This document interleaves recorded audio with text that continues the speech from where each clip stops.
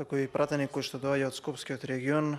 сакам да кажам дека токму примерот со населбата Белкамен и населените места околу незе е можеби единствен во Република Македонија, каде што, како што каже и колегата Петрушевски, луѓето гласаат во друга општина, фактички живеат во границите на општината Бутел. Имаше пред 3,5-4 недели, чинам таму еден протест на граѓаните, каде што заедно беа двајцата градоначалници, Костовски од општина Бутел и Комненовиќ од општина Чучер Сандево. Навистина се работи за сериозни средства, кои што ниту едната општина во моментов не може да ги издвои, а ниту другата. Бутел како помојна општина не може да интервенира заради тоа што географски спаѓаат можеби кај незе, но административно спаѓаат во друга општина и да сака да отпочне одредена постапка не може да го реши тој проблем, но општина Чучер Сандево едноставно буџетот им е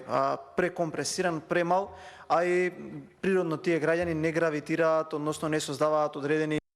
ефекти економски, социјални, демографски или било какви во рамките на таа општина. Единствениот начин да се реши ова е преку интервенција на Министерството за транспорт и врски. Нешто јас кое што замолувам дека треба во овој момент навистина да се издвојат средства и да им се помогне на граѓаните.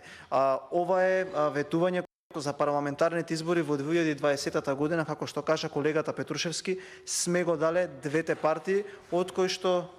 двајцата носители на листи, од кои што еден во тој момент беше и технички премиер.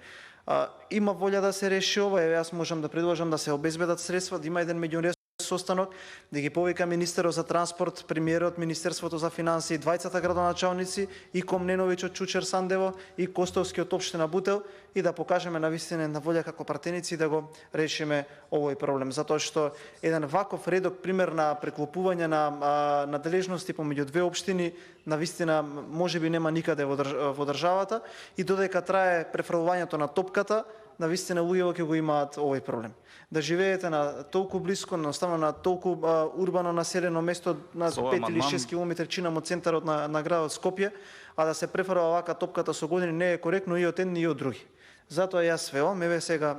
во моментов да најдеме можност и видоизменет да обезбедиме некои средства, затоа што навистина се обезбедува и за ставки кои што не се толку приоритетни колку што е ова, и да покажеме дека треба овој проблем да се реши. Затоа што без разлика дали ќе застанеме на нашиот став дека ќе има брзо избори или ќе го почитуваме другиот дека ќе има 2024 година, ништо нема да се смени ако не го решиме овој проблем. Јас знам дека во оваа просторија има повеќе колеги кои што не се од градот Скопје, можеби проблемот им изгледа апстрактно, но навистина еве го кажавме со колегата Петрушевски, од прилика пробајте да замислите како изгледа цела една урбана населба, да не може да го реши проблемот затоа што има навистина административен